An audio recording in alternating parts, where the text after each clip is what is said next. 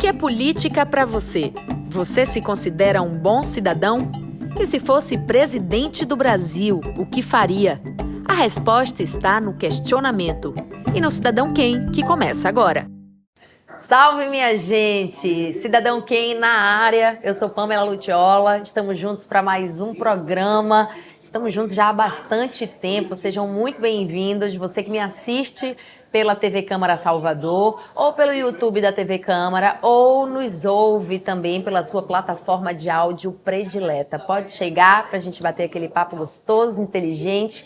E hoje com um super convidado, estou bem animada para essa conversa, já numa expectativa boa. Aqui comigo, o médico psiquiatra, Dr. Antônio Neri. Seja muito bem-vindo, Dr. Neri, tudo bem? Tudo bem, o prazer é meu, Pamela. Prazer enorme recebê-lo aqui no Cidadão Quem, que como eu estava te explicando agora há pouco, esse programa ele nasce dessa vontade da gente conhecer um pouco, além de conhecer as realizações do convidado, da convidada, mas sim o que forma essa pessoa, quais são as bases dessa pessoa, o que forma esse cidadão, o que forma um bom cidadão.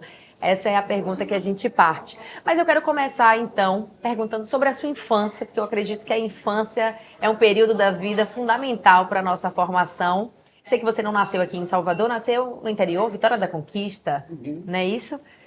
Eu nasci em Vitória da Conquista em 1944, um ano antes do final da Segunda Guerra Mundial, numa rua que se chamava Rua da Boiada, sim, e que agora se chama JJ Seabra, de uma família muito pobre. Eu sou de uma origem muito simples. Você tem uma ideia, a primeira vez que teve luz elétrica na minha casa, eu já tinha 17 anos. E a minha mãe morreu muito cedo. Eu tinha 2 anos e pouco. E eu fui acolhido pela minha avó paterna, que era uma viúva católica, bem praticante, e que cuidou de mim e do meu irmão, que era um ano mais novo do que eu. E é interessante porque aquela mulher que não sabia ler, não sabia escrever, mas era de uma seriedade, de uma honestidade muito grande. Ela era muito querida na rua onde nós morávamos, que era a Rua 7 de Setembro, sim, que fica hoje no centro de Conquista. E o meu pai, que não se casou mais, o que não quer dizer que não tenha amado muitas mulheres, mas ele dizia que ninguém cuidaria dos seus filhos senão a sua mãe. E é interessante porque a minha infância fica marcada, primeiro por esta pobreza. sim. Mas eu diria que não foi uma pobreza miserável. Era uma pobreza que eu ousaria dizer sustentada por uma grande dignidade na pobreza. Não eram permitidas certas transgressões. Não se passava fome. Não se deixava de tomar banho todos os dias. Nós íamos buscar água, meu irmão e eu, num chamado Poço Escuro, numa galhota, num carrinho de mão que meu pai fez porque não tinha água encanada naquela casa. O sanitário era uma latrina no fundo da casa. Sim. Tanto que eu sonhava em morar num lugar onde tivesse um sanitário com uma descarga legal.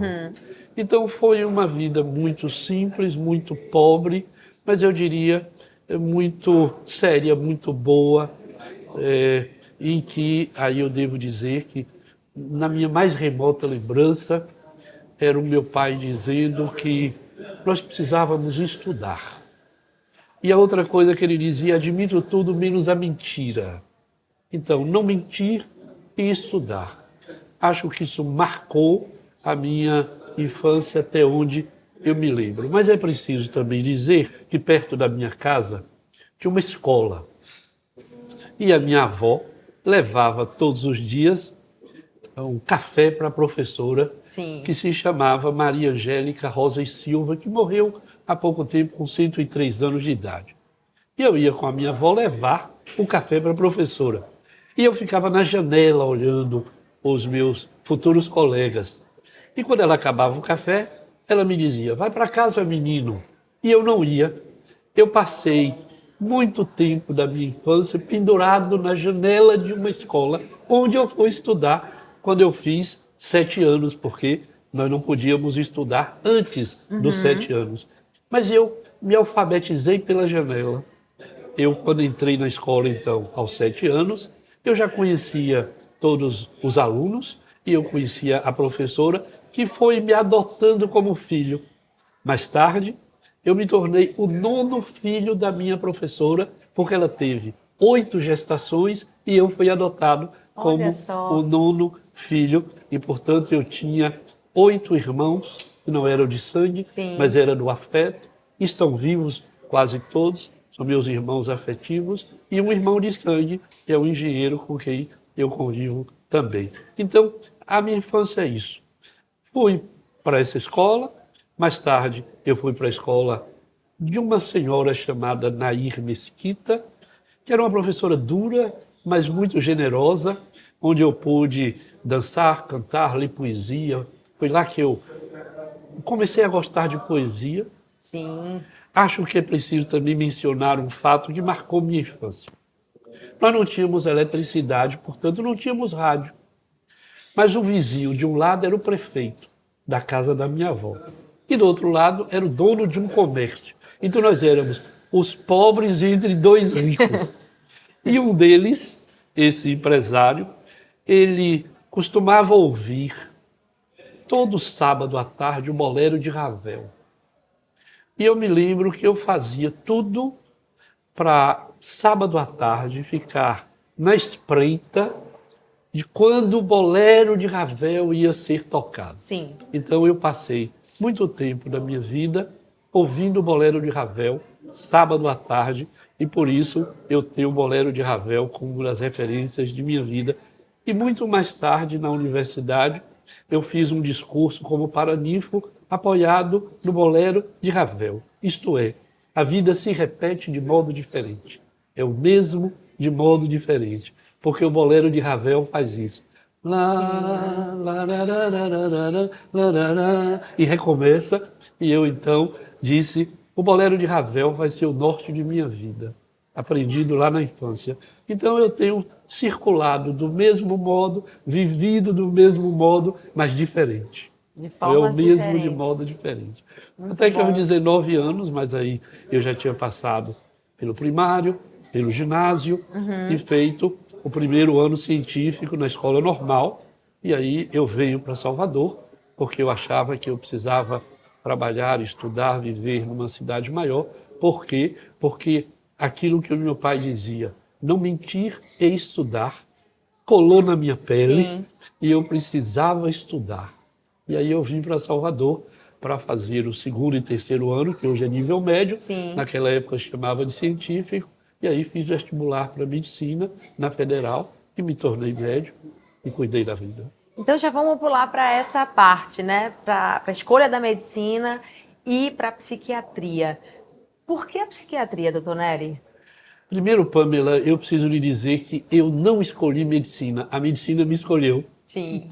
Eu sou portador de uma síndrome chamada desostose cleidocraniana, quer dizer, é uma malformação de clavícula e de alguns ossos da cabeça, que não me permitiu jogar bola, correr, fazer tudo que uma criança, subir mangueiras, quebrar vidros e fazer todas as pequenas misérias que as crianças fazem, pelo menos faziam no interior.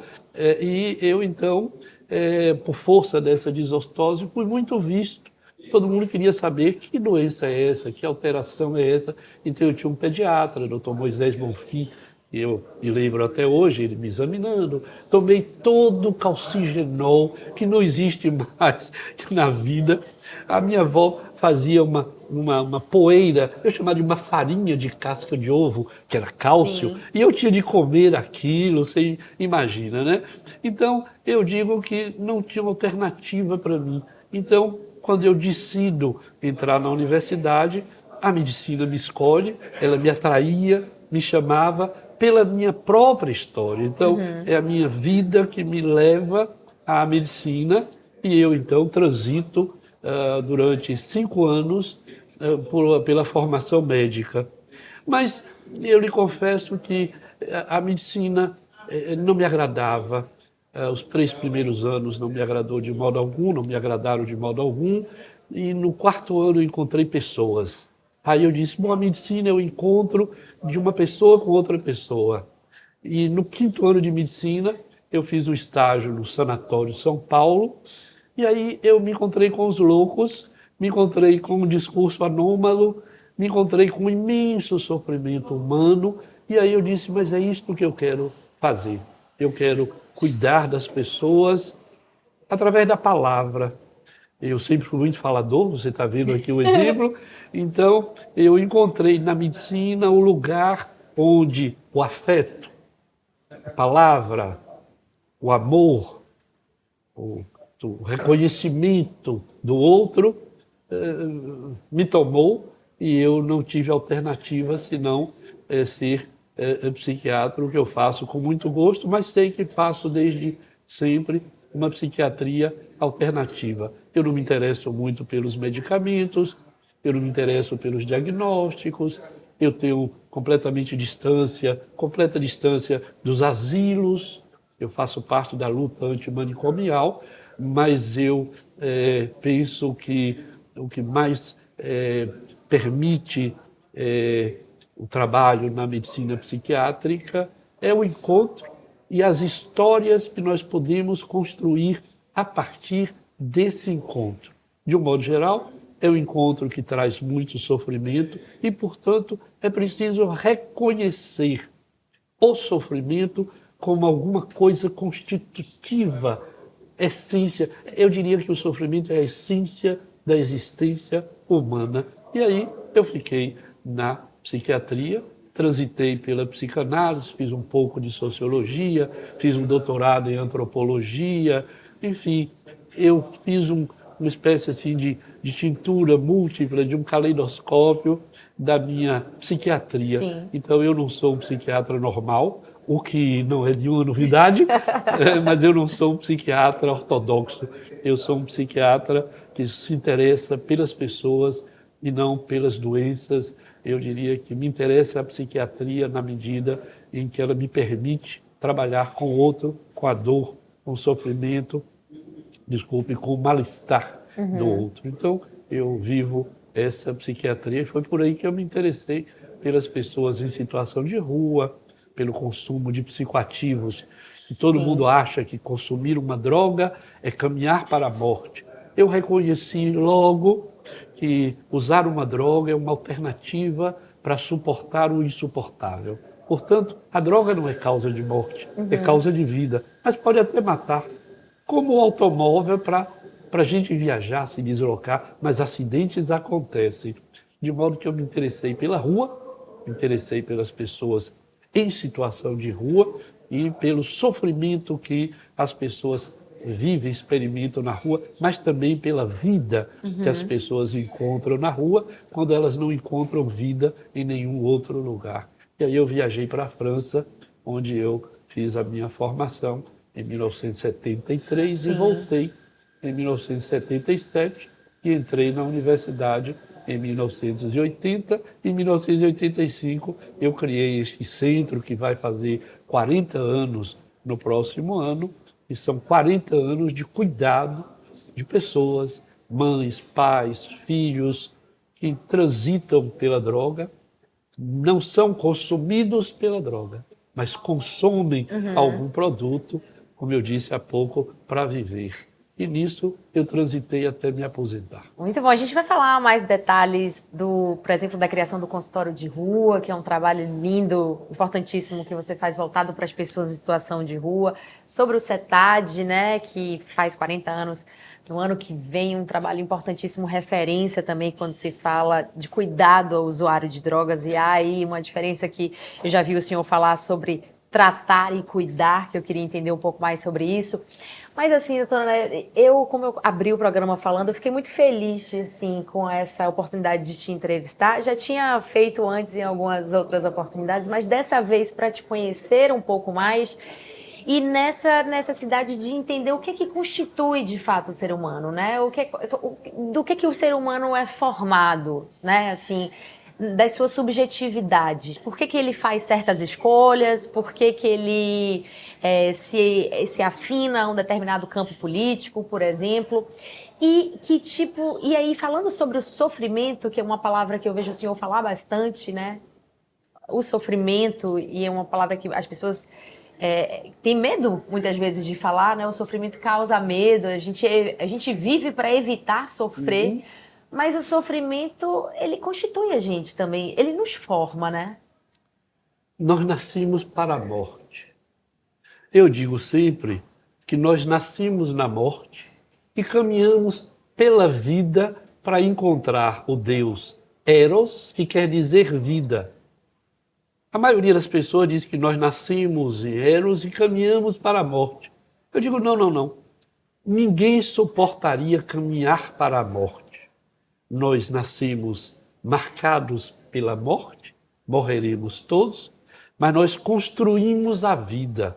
Portanto, nós caminhamos em direção à conclusão de um tempo que é um tempo de vida. Essa é a primeira coisa.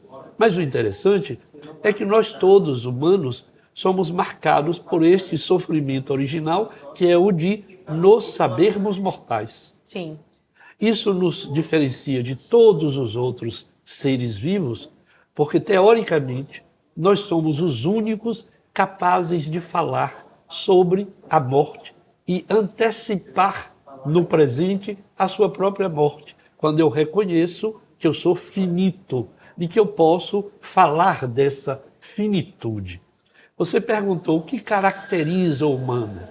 Bom, o corpo é o que nos permite existir no mundo dos objetos. Mas tem alguma coisa a mais.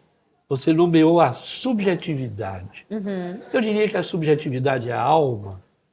A subjetividade é alguma coisa que se manifesta na fala. Nós humanos somos capazes de falar, somos dotados de uma linguagem especial, porque a gente pode pensar que os outros animais também têm linguagem. Parece que as baleias se comunicam, os golfinhos se comunicam, os pássaros se comunicam, os cantos são forma de comunicação, mas nenhum outro animal é capaz de ressignificar seu passado, falar sobre sua história, falar sobre seu futuro, antecipar a sua morte, pensar no limite da sua existência. E aí é que o humano se constitui. Agora, você faz uma pergunta que eu não sei se eu sou capaz de responder. Por quê? Eu penso que cada um de nós se constitui na sua história. Os humanos não são todos iguais, porque cada um constrói uma história. Portanto, o que nós somos? Um corpo físico e uma história que não para de ser construída. E essa história se constrói exatamente porque nós somos dotados de linguagem. Sim. E, portanto, nós somos capazes de pensar, nós somos capazes de sonhar, nós somos capazes de nos emocionar com uma poesia, com uma história, olhando um pôr do sol, conversando com uma jornalista, a gente pode se emocionar fortemente, como entrevistadora, como eu estou agora. Então, isso constitui o humano. Portanto, o humano não é nunca um ser completo nem terminado. Ele é um corpo que sustenta uma alma, que sustenta um aparato, um aparelho capaz de permitir a linguagem, a fala, o pensamento. Portanto, isto é a história. Então, os humanos são seres em construção permanentemente até que o tempo dotado para cada um se completa. E seres que sofrem. Porque eu não diria lamentavelmente, mas nós desde cedo somos marcados por este conhecimento da nossa finitude. Eu chamo isso do... Esse é o primeiro sofrimento que original. nos deparamos? Provavelmente, quando a criança recém-nascida mama no peito da sua mãe e ela tira esse peito, eu acho que aí se constitui um grande e sério sofrimento. Quem tirou de mim isto que é tão bom, isto que supre a minha vida, isto que inaugura a minha oralidade, inaugura a minha existência, organiza o que no futuro será da ordem do prazer. Então, é um outro sofrimento. Mais tarde, a gente se apaixona pela mãe ou pelo pai e alguém vem e diz, você pode tudo, menos esse isso. ou essa. Mais Sim. um sofrimento. Logo eles, que os não que é? eu mais Logo amo. essa mãe que eu amo toda, ela fica interditada, e aí você tem um outro sofrimento. Mas aí você percebe, Pamela, que todos esses sofrimentos, eles são organizadores. Portanto, não há por que tamponar esses sofrimentos. E eles nos Pelo deixam contrário, marcas também, né, reconhecê-los. doutor Nery? Eu diria que eles deixam marcas na medida que eles nos constituem. Sim. Eles somos nossos sofrimentos. O sofrimento original, mortal, o sofrimento da primeira mamada interrompida, o sofrimento da separação, o sofrimento da impossibilidade de ter o objeto que eu mais amo, que pode ser o pai e a mãe. Falaríamos do Édipo, né? Essa circunstância dessa interdição. E aí nós falaríamos do sofrimento que nos causa o não.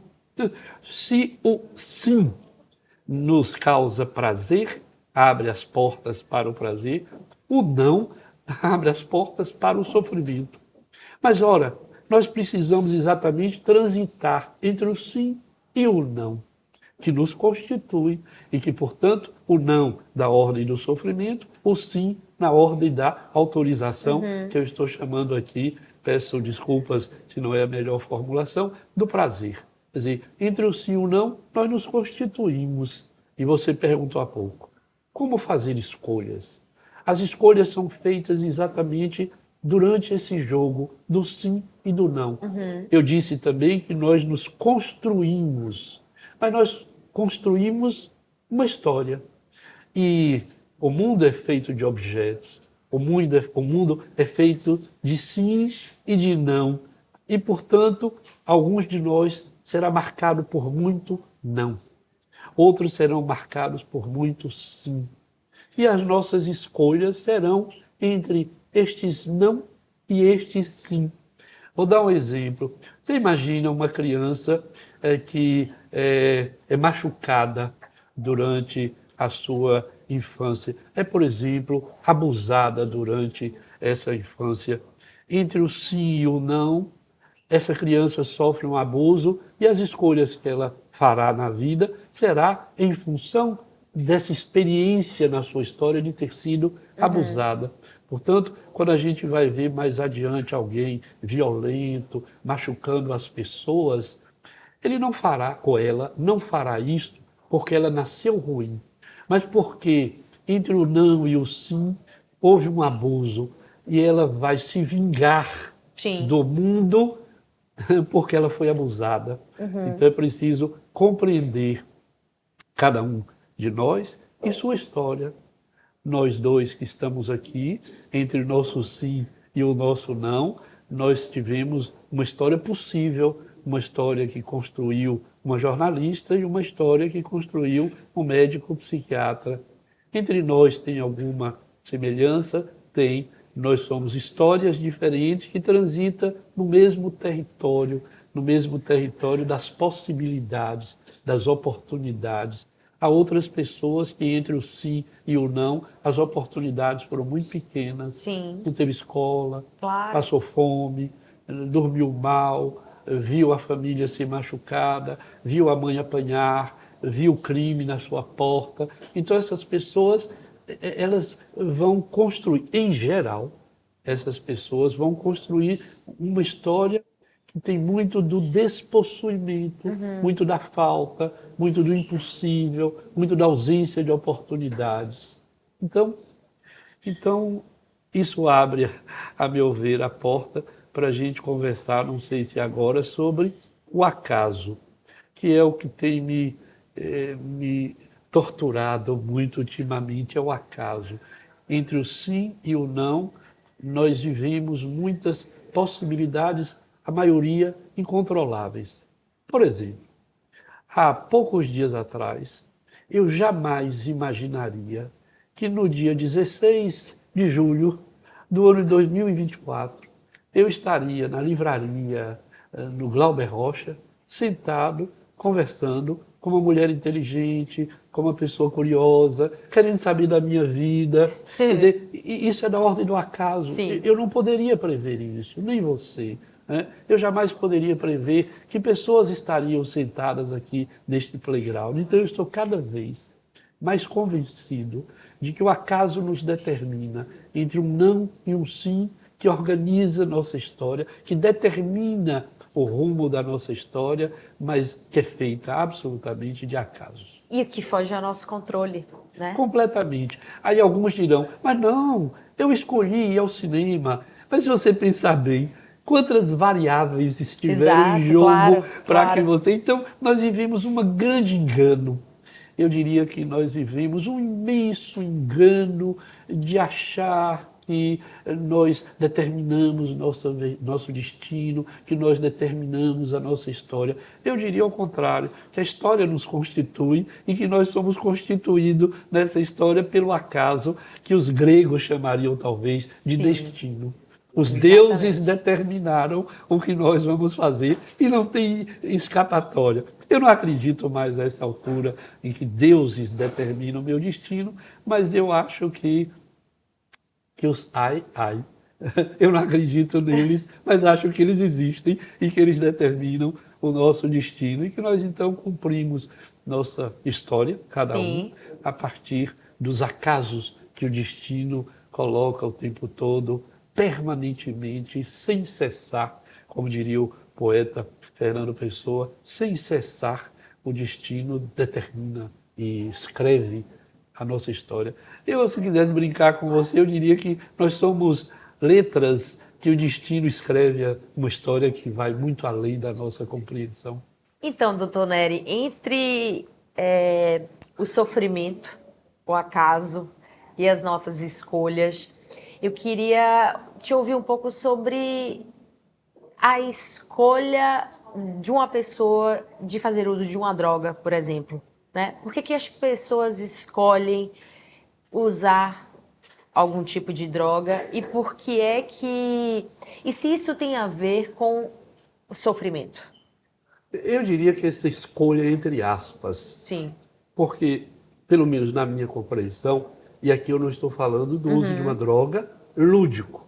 Tem quem cheire cocaína numa festa porque está bebendo e quer ficar mais estimulado, o álcool é um depressor, cheira cocaína, passa mais tempo na festa do que passaria sem esse produto. Tem um risco. A cocaína, como o álcool, como qualquer produto, pode produzir sempre um acidente. Então, mesmo o uso festivo pode levar a um acidente. Ponto. Mas isso não é patológico. Isso faz parte da vida. Se alguém bebe e dirige, pode ter um acidente. Essa pessoa não é um alcoolista porque bebeu, dirigiu e morreu. Isso é um acidente. Eu não recomendo a ninguém. Por isso é que se beber, não dirija, se dirigir, não beba. Nós estamos falando, então, das pessoas que fazem uma relação permanente de vida com um produto. Aí não é uma escolha, no sentido de que ela vai usar essa droga para se divertir. Eu diria a você que ela vai usar uma droga, diferentes drogas, para viver, para suportar o insuportável que ocorre na vida de algumas pessoas. Me dou exemplo. Alguém vive uma vida aparentemente normal, determinada pelos acasos, se forma em biologia, medicina, direito, ou é um jornalista, e um belo dia sofre um acidente, cai de uma escada, faz um traumatismo craniano e não funciona mais legal. Essa pessoa sabia e reconhece as suas possibilidades no mundo, mas que agora não tem mais. Então isso gera um mal-estar diante daquilo que teria sido, aquilo que eu teria sido, gera um sofrimento. Mas não posso ser. Sofrimento. Sim. E essa pessoa, diante deste sofrimento, que pode não encontrar alternativas, pode não encontrar apoio na família, pode não encontrar apoio nos filhos, pode ter que deixar um trabalho que gostaria muito, e isso tudo soma sofrimento, mais sofrimento, mais sofrimento.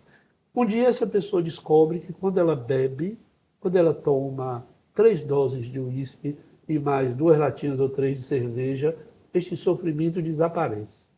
Esse sofrimento fica tamponado. E essa pessoa passa a usar o álcool permanentemente. O efeito a longo prazo é que ela vai fazer uma doença chamada alcoolismo, vai ter vários comprometimentos, estômago, fígado e cerâmica, mas ela faz isso para viver aquilo que lhe era impossível viver antes do consumo da bebida alcoólica. Então tem um sentido, uma função nesse beber permanentemente. Vou lhe dar outro exemplo. Uma pessoa vive, e Deus sabe por quê, a vida para essa pessoa não tem uma tonalidade, eu diria, alegre. É uma tonalidade triste. Um dia essa pessoa, por acaso, usa cocaína. A cocaína é um estimulante do sistema nervoso central. Agora você imagina, uma pessoa que está no mundo, e o mundo é triste, e ela é triste neste mundo. Ela cheira a cocaína e este mundo se torna colorido. E essa pessoa diz, mas por que eu vou viver aquele mundo sombrio que eu estava, se eu tenho um produto que quando eu coloco no meu corpo, a minha vida se transforma? Sim. E ela usa cocaína, e usa novamente, e usa de novo, sempre para que a sua vida seja colorida. Mas tem um preço.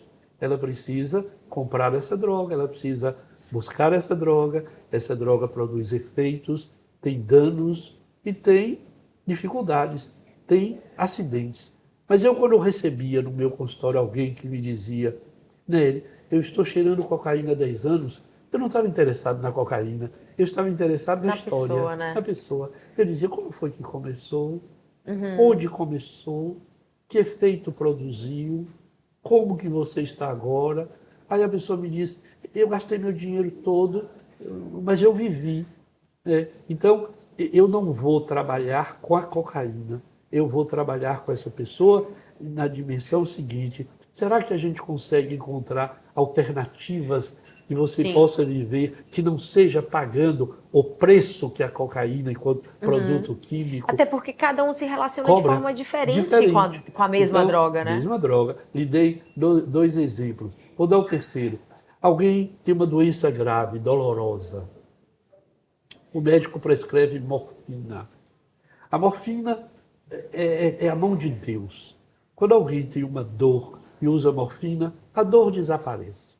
A vida se torna possível. Mas tem uma questão. A morfina altera a transmissão de um neurônio para outro.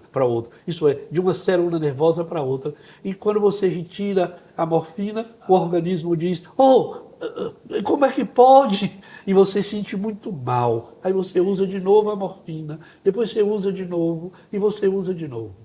Para quê? Para evitar uma dor insuportável.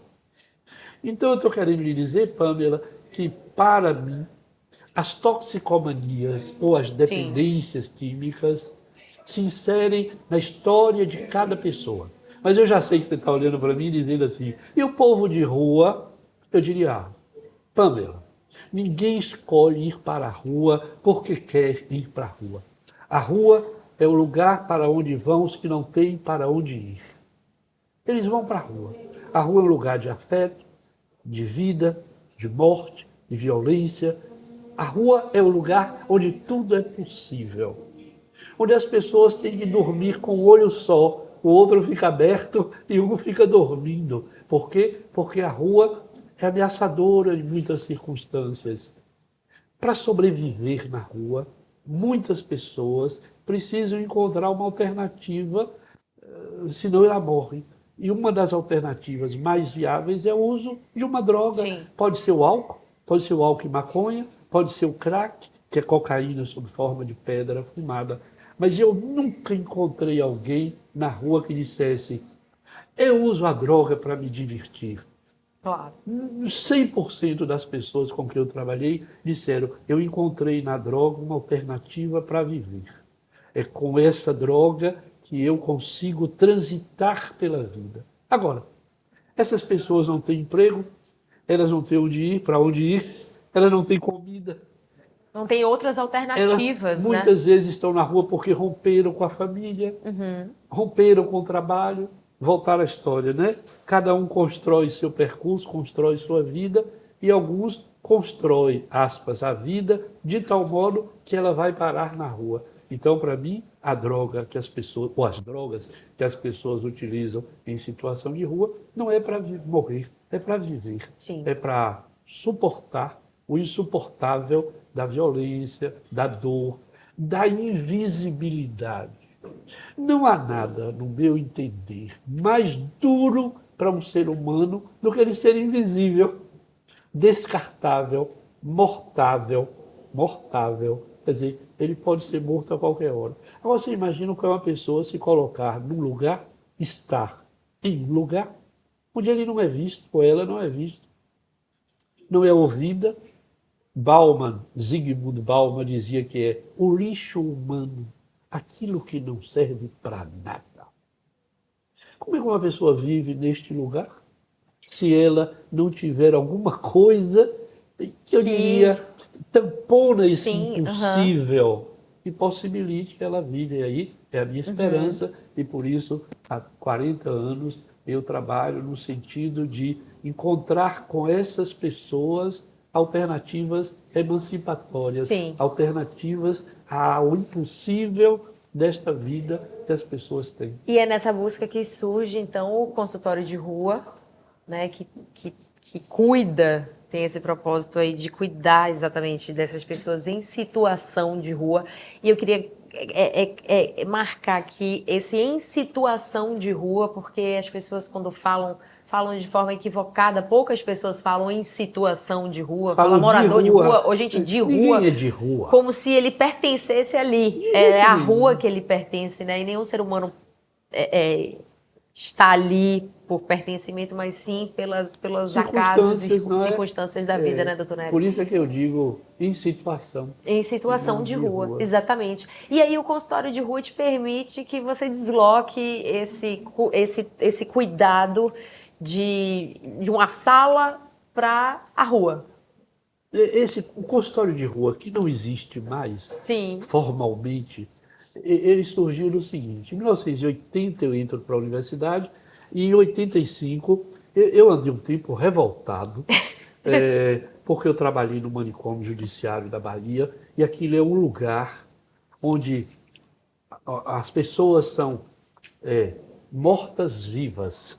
Elas estão mortas, socialmente mortas, elas estão fisicamente mortas, elas estão socialmente, elas estão mortas, elas não têm nada, exceto a sua loucura, com a qual ela vive. E eu trabalhei lá durante 3 e depois 4 anos e meio, quase 5. E eu fiquei muito revoltado. Nenhum ser humano merece isso. Então essa é uma coisa.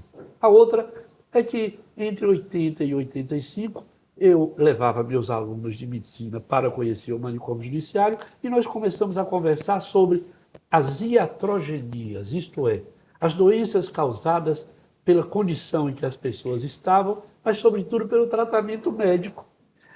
As pessoas todas sedadas com química, a droga legal substituiu o lençol que amarrava as pessoas, e aquilo me revoltou. E eu deixei o manicômio, mas eu continuei com a lembrança daquilo em minha cabeça.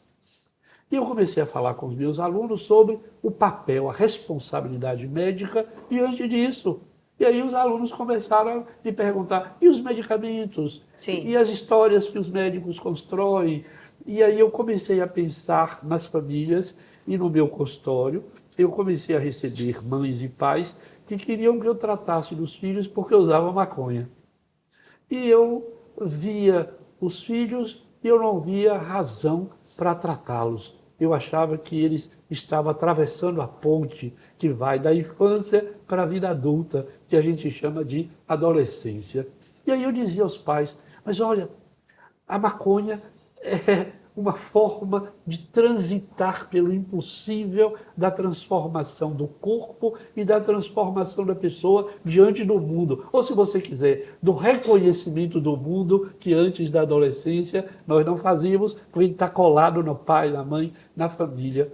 E aí eu comecei a achar que internar filhos porque usavam maconha era uma injustiça com os filhos.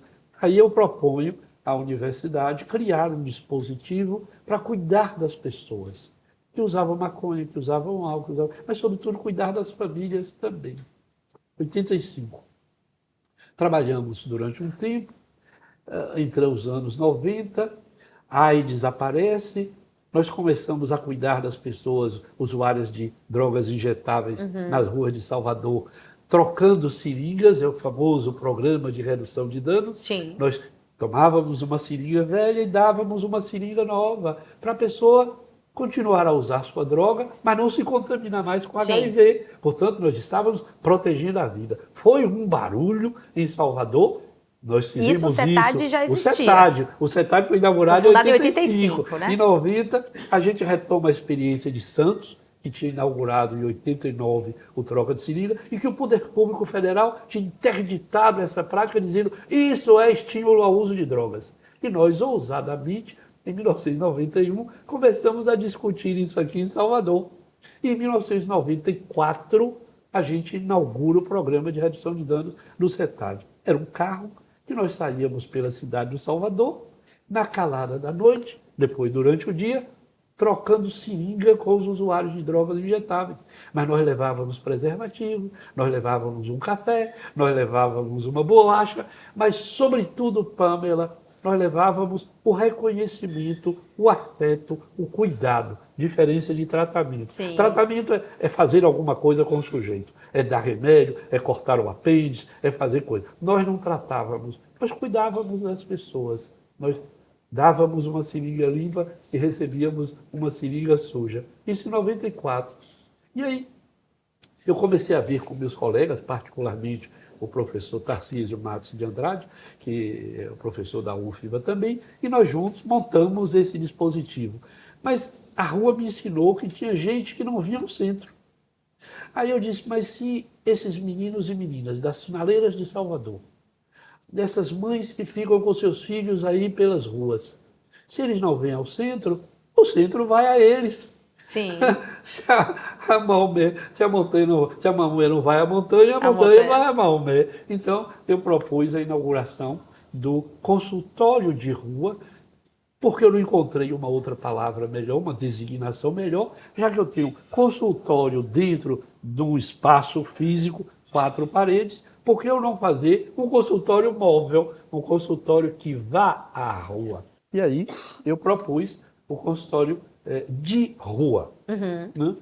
Eu deveria, talvez, naquela época, ter dito consultório na rua, que vai ser o que o Ministério da Saúde vai fazer depois. Mas, consultório de rua, para dizer que ele era de lá da rua. Sim. Monto uma equipe, e aí uma colega me pergunta no primeiro dia que ela ia sair com um carro, escrito consultório de rua, uma equipe com 8 pessoas, psicanalista, médico, antropólogo, diabo a 4. Aí ela me pergunta, Nelly, o que é mesmo consultório de rua? Estava pronto para sair. Eu não sabia o que dizer, eu respondi. Uma experiência em que cada um de nós se destitui do seu olhar e se institui no olhar do outro. Isso quer dizer que nós vamos para a rua experimentar ser visto pelo outro e trocar olhares. Sim. Nós vamos nos instituir no olhar das pessoas e as pessoas se instituem em nosso olhar. Era tudo que eu sabia e estava inaugurado a experiência que trabalhou durante 6 anos por lugares que você não pode imaginar em Salvador. Acho que foi um sucesso. Nós nunca medimos, nós nunca contamos, mas eu posso lhe assegurar que muitas pessoas olharam para nós e disseram: vocês são os primeiros que nos abraçam, vocês são os primeiros que nos reconhecem. Eu acho que eu vou reduzir o consumo dessa droga, eu acho que eu vou fazer... Que é possível nós, então, uma outra forma, né? E nós, então, nas ruas, nós construímos muitas alianças, muitos encontros até, e nós interrompemos a atividade por falta de sustentação do poder público, mas, alguns anos depois, o Ministério da Saúde, em 2012, toma a nossa experiência de consultório de rua, que estava vinculado à saúde mental, era psicologia. Aliás, eu devo lhe dizer que eu dizia para o pessoal, o consultório de rua entra pela alma, pelos olhos, e encontra o corpo.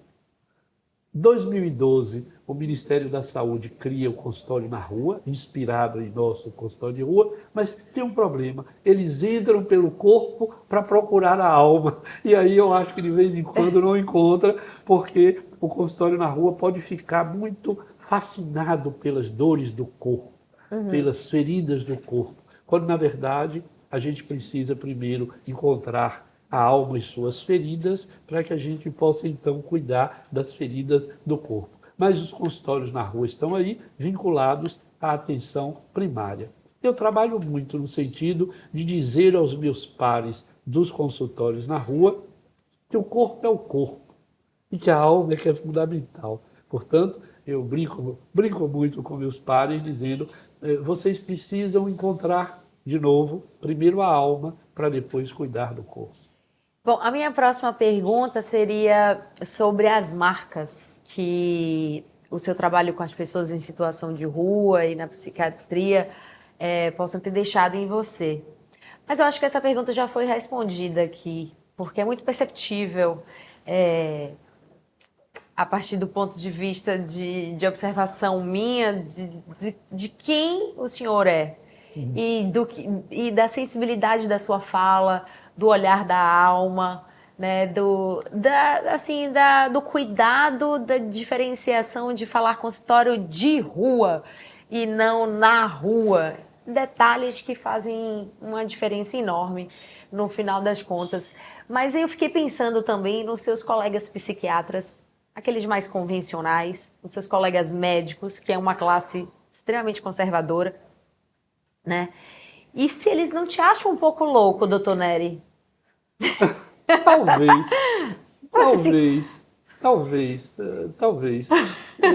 Mas talvez eles pensem assim, é um louco necessário.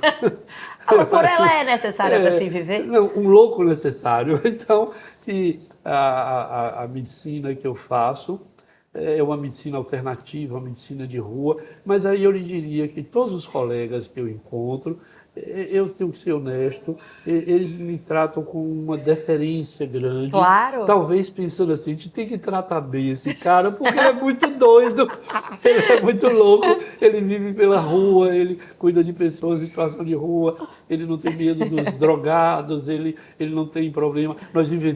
Eu inventei com uma colega, Patrícia Flack, os pontos de cidadania, um container com chuveiro sanitário e um lugar para a gente conversar. Então, consultório de rua, pontos de cidadania, nós inventamos no Pelourinho, infelizmente, só durou 1 ano e meio, o poder público não sustentou, que foi um ponto de encontro, uma linda casa no Pelourinho, no Santo Antônio, além do Carmo. Eu chorei como que quando Patrícia também chorou muito, quando a gente fechou aquela casa, porque nós chegamos a ter uma centena de pessoas que não tinham onde ir, que faziam almoço ao domingo, dizíamos aniversário para gente de rua. Olha isso. Patrícia Flack diz que o mais lindo aniversário que ela já teve foi feita por pessoas em situação de rua, nesta casa que nós chamávamos Ponto de Encontro, que era uma casa rosa, Sim. e que hoje é uma casa azul, que está dirigida pela Organizações Sociais de Irmanduz.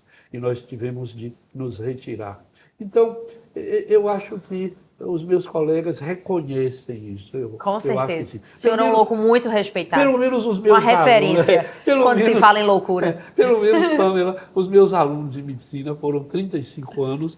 Eu me encontro com os meus alunos por aí e eles me abraçam e a gente se diverte. Porque eu acho que eu fui um professor também anômalo. Com certeza. Eu inventava coisas, você não pode imaginar. Eu nunca tive uma aula preparada, mas eu tinha um programa e eu entrava na sala e eles não sabiam o que ia acontecer. E aconteceram coisas maravilhosas, tanto em medicina quanto depois, mais tarde, na Rui Barbosa também, onde eu trabalhei 15 anos. Mas meu xodó é a medicina, onde eu estou trabalhando atualmente, apesar de aposentado, com a professora Rita Santos e com uma colega da faculdade, uma advogada do eixo ético-humanístico, que eu inventei um pouco antes de sair. Ética e medicina agora são 6 anos. E eu estou, nesse momento, trabalhando uma coisa que você vai gostar, que é literatura e saúde. Então, nós estamos lendo um livro importantíssimo, A Morte de Ivan Ilitch, de Leon Tolstói, e a gente se reúne numa sala e a gente conversa sobre os efeitos daquele livro em cada um de nós. É Ana Cláudia Arantes. Então ela escreveu esse livro belíssimo, que é A Morte, um Dia que Vale a Pena Viver. E nós temos trabalhado, então, na Faculdade de Medicina, com estudantes de medicina, literatura e saúde. Porque não é só aprender técnica. O médico que é formado apenas na técnica é um médico pela metade. Ele vai alcançar o corpo, mas ele não vai alcançar a dimensão humana, a dimensão de medo da morte, a dimensão de sofrimento que todas as pessoas portam quando adoecem. Então, eu sempre me preocupei em que é importante a técnica, mas a técnica deve servir ao outro humano e, portanto, o olhar deve ser para o humano e, em seguida, a utilização da técnica. E eu tenho feito isso e é isso que eu tenho vivido. Agora, você não me perguntou, eu pensei que você ia perguntar o que eu uso para viver. Olha aí, eu fiquei com um pouco receosa de fazer essa pergunta, achei muito ousado, mas, por favor. O que eu uso? Eu sou movido a amor. Pode parecer... Você usa poesia, desconfio. A poesia é uma forma de reconhecimento do amor. A poesia é amor escrito. A poesia é a literatura, mas a poesia em particular é o que alimenta, pelo menos a mim e algumas pessoas, a alma. Edgar Morin, filósofo francês que está vivo, completou 103 anos, ele diz que a vida é feita de prosa e poesia. A prosa é o trabalho, o pagamento de contas, são as doenças, os filhos que dão trabalho, essa coisa toda. E a poesia? A poesia é a música, é a alegria, é o sexo, enfim, é fazer uma entrevista como essa, que eu acho que é um momento ímpar de alegria e de prazer em minha vida. Então, prosa e poesia. E eu, há muito tempo, eu percebi que o que me sustentava na vida, o que me sustenta no trabalho na rua diante de tanta dureza, tanta dificuldade, é o amor. Agora, eu não diria que é o amor no sentido ridículo que a gente diz, eu te amo, me amo, coisa e tal. Isso não é amor, isso é enganação. Eu diria que o amor a que eu me refiro é o respeito pelo outro, é o cuidado com o outro, é reconhecer o outro e me reconhecer no reconhecimento desse outro. Algumas vezes esse amor se torna mais visível nos meus olhos e me apaixono com facilidade, eu me apaixono por pessoas, eu me apaixono por trabalho, eu me apaixono por lugares, eu me apaixono por livros, eu me apaixono por autores, mas eu acho que eu me apaixono mesmo o tempo todo por pessoas. E de tempos em tempos surgem pessoas pelas quais eu fico loucamente apaixonado, mas isso faz parte da vida. E como a vida é uma construção, a gente continua construindo e eu já estou nessa construção há quase 80 anos. No ano que vem, no mês que vem, desculpa, eu completo 80 anos e eu tenho pensado, Antônio, quanto tempo? De vez em quando eu tenho pensado que meu tempo está muito curto, né? O que me resta, seguramente.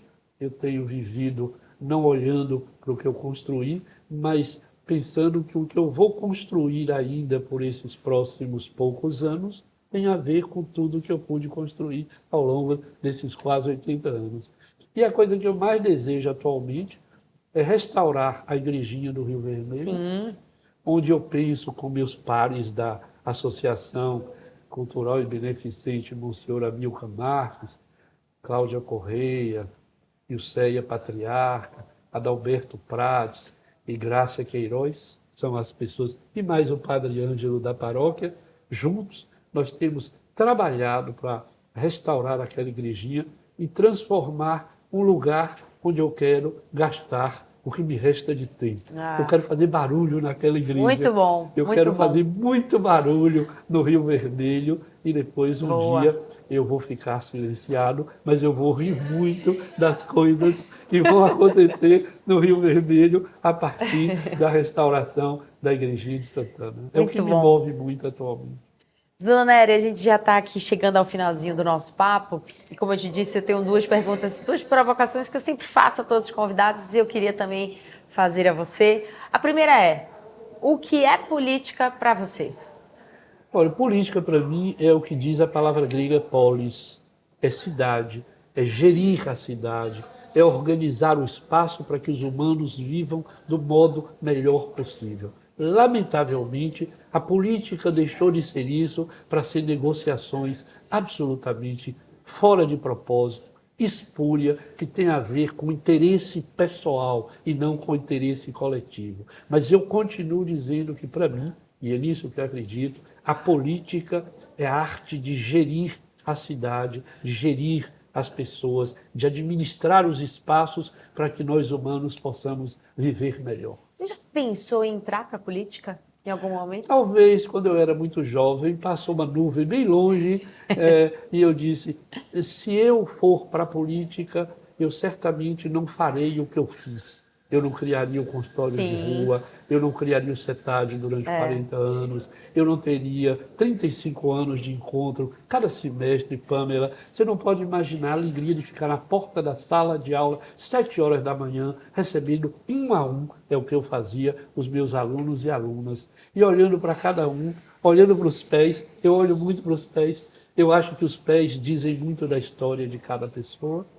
O sapato mais gasto, o pé mais sofrido. Os pés, sobre os quais a gente vive, os pés mostram muito a história que nós temos vivido. Então, se eu tivesse entrado para a política, eu não teria, cada semestre, encontrado 80 alunos. Você multiplique isso por 35 anos, a política não teria me dado isso. É verdade. E eu prefiro, então, ficar do lado de cá e trabalhar na dimensão do poder simbólico e do poder técnico, e não desse poder político, que é muito transitório.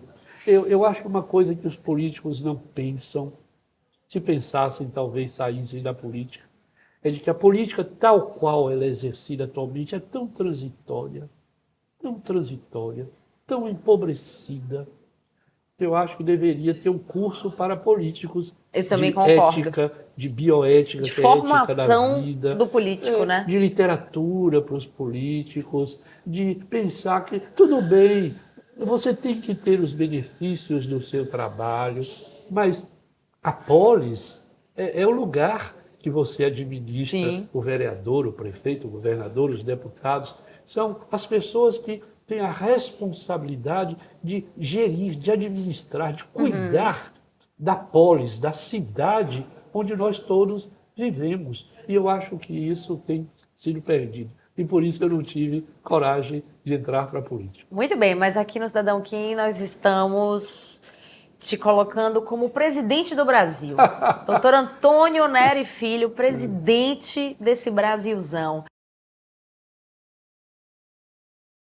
É uma provocação que a gente faz para te perguntar, se você fosse presidente do Brasil, qual seria a sua principal bandeira, talvez a sua primeira iniciativa? Não, durante 4 anos, meu norte seria a educação.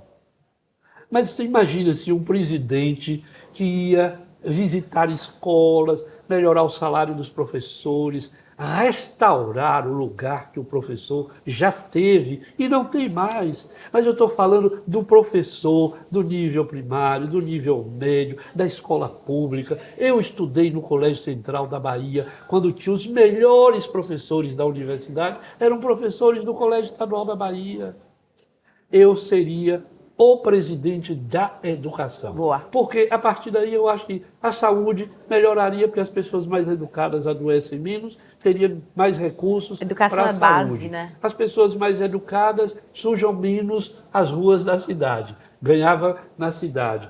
As pessoas mais educadas, educada não quer dizer letradas. Sim, sim. As pessoas que aprendiam a ler, as pessoas que seriam estimuladas a transitar pelas histórias, pelos Machados de Assis da vida, pelo Jorge Amado, enfim, por tanta coisa que nós temos bonita, pela poesia, as pessoas certamente cuidariam melhores do trânsito, elas seriam mais educadas no sinal vermelho, elas não buzinariam tanto, elas não beberiam e dirigiriam se elas fossem mais educadas. Continuariam a beber e dirigir, mas isso seria o menos. De modo, Pamela, que eu gostaria de ser reconhecido na posteridade como o presidente da educação. Ponto. Não tem duas escolhas. Era uma escolha só. O que o senhor vai fazer? Educação, educação e educação. Maravilha. Era isso. Dona Nery, chegamos ao fim. Queria te agradecer imensamente pela disponibilidade do tempo. Me sinto de verdade muito honrada dessa oportunidade de conversar com o senhor, desse novo reencontro agora em outro momento. Então, te agradeço demais. E ficamos por aqui. Agora, antes de encerrar, eu passei a entrevista inteira olhando esse anel de caveira. Maravilhoso, doutor Nery. Te dizer uma história. Por favor, para a gente fechar. Eu tenho pessoas em casa que querem cortar meu dedo por causa desse anel. Porque esse anel é o seguinte... Olha aqui esse anel, gente. Eu não sei se dá para ver aqui, assim. Ó. Aqui, ó. O meu anel. Muito bom. Então, esse anel é o seguinte. Eu estava numa mesa redonda com uma pessoa ao meu lado, completamente tatuado, e que tinha vivido nas ruas, jovem, e que era atualmente, em Belo Horizonte, um grande trabalhador de rua. Ele já viveu na rua, ele é todo tatuado, ele ainda usa maconha, mas ele cuida de pessoas nas ruas. E eu estava ao lado dele e eu elogiei a fala dele. E vi que ele tinha um anel em cada dedo. Sim. Eu disse a ele, gostei muito do seu discurso, mas eu queria saber onde você compra seus anéis. Olha aí. Aí ele tira esse anel e diz, experimente. Eu olhei e falei, não é muito a minha. Mas botei no dedo e funcionou. Aí eu disse, eu queria, era esse que você está usando aí. Ele disse, esse eu não posso dar, porque foi um presente da minha mãe. Aí eu recebi esse anel, que se tornou a sina mais simbólica, né, do Congresso, e eu continuo usando esse anel, desde que eu vim de Brasília, já tenho algum tempo com ele. Ele tinha uma asa um pouquinho mais longa, que me incomodava um pouco. Aí eu mandei cortar um pouquinho de nada, mas você encontra na internet essa Ótimo. Uma caveira com chifre. Isso aqui é um chifre. Por quê? Eu não sei. Muito bom. Mas eu gosto. Ela brilha e, de qualquer sorte, ela me lembra Hamlet. Ser ou não ser. Quando Hamlet, de Shakespeare, está com a caveira na mão, olhando e meditando e pensa, ser ou não ser. Eis a questão. Então eu olho para ela e digo, ser ou não ser, eis a questão. E aí, muito bom. Eu vou vivendo. Muito bom. Obrigada mais uma vez, doutor Nery. Também, porque eu acho que essa conversa nossa, ela me fez voltar a espaços e tempos de minha vida. Então sou eu que lhe agradeço. Sou eu que agradeço por essa conversa. Imagina. A língua portuguesa tem essa palavra. Obrigado. Eu me obrigo a você. Obrigado, Pamela. Obrigada, doutor Nery. Obrigada a você que está aí com a gente, que curte e acompanha o Cidadão Quem. Muito obrigada de verdade. Seguimos juntos. Gostou do programa? Aproveita para compartilhar aí com os amigos, indica para todo mundo e sugere também novos entrevistados aqui para a gente. Um abraço forte e até a próxima. Tchau, tchau.